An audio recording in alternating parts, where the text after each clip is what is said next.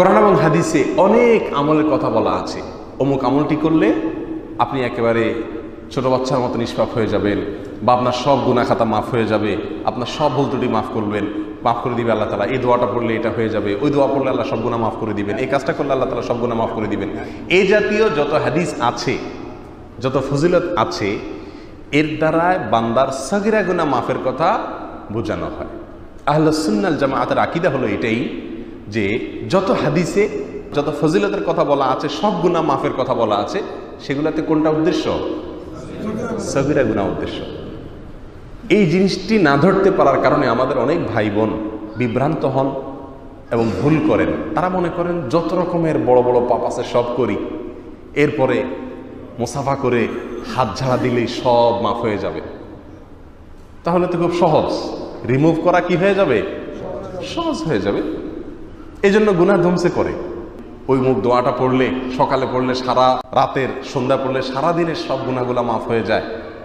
হ্যাঁ, ওমরা করলে এক ওমরা করে আরেক ওমরার মধ্যবর্তী যত অপরাধ আছে সব মাফ হয়ে যায়।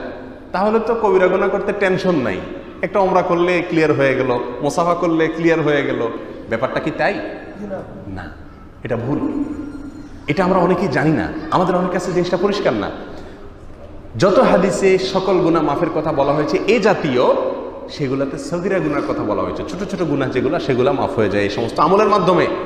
কবিরা গুনাহ, হারাম, এই কাজে যদি কেউ লিপ্ত হয়, তাহলে সেটা মাফের একমাত্র রাস্তা হলো তওবা করা। একমাত্র রাস্তা হলো কি করা? তওবা করা। আল্লাহর কাছে লজ্জিত হয়ে ক্ষমা চেয়ে সেই কাজ আর না করার ব্যাপারে প্রতিজ্ঞা করা, এটাই হলো তওবা। ফিরে আসা, ফিরে আসা। আমাদের সমাজে অনেকেই অনেক সময় ভুল পথে থাকে। আপনারা 5 জন মিলে একটা কাজ করছেন, একজন বিরোধিতা করছে, তিনি সেখান থেকে ফিরে আসছেন যে সরি, আমি ভুলেছিলাম, আমি আর বিরোধিতায় নাই। এটাকে বলে তওবা। অন্যায় কাজ থেকে ফিরে চলে আসা, আর অন্য কাজ করবে না এই মর্মে প্রতিজ্ঞা করে ফিরে আসা, এটার নাম হলো তওবা। বড় অপরাধ বা কবিরা গুনাহ কোনো আমল দিয়ে, দোয়া দিয়ে মাফ হয় না। বড় গুনাহ, কবিরা গুনাহ, হারাম কাজ, এটা মাফের একটি মাত্র রাস্তা, সেটা হলো কি? তওবা। প্রকৃত অন্তর থেকে আপনি ফিরে না আসা পর্যন্ত বড় গুনাহ কখনো মাফ হবে না। অতএব অনেক ছোট ছোট আমল আছে, দোয়া আছে, ফজিলত আছে, এগুলো শুনে নিশ্চিন্তে গুনাহ করে চলে গেলেন আর আমল দিয়ে রিমুভ করে ফেলবেন, এটা ভুল। সব গুনাহ থেকে যাবে। তওবা ছাড়া বড় গুনাহ কি হয় না? মাফ হয় না। আল্লাহ তাআলা আমাদেরকে বুঝার তৌফিক দান করুন।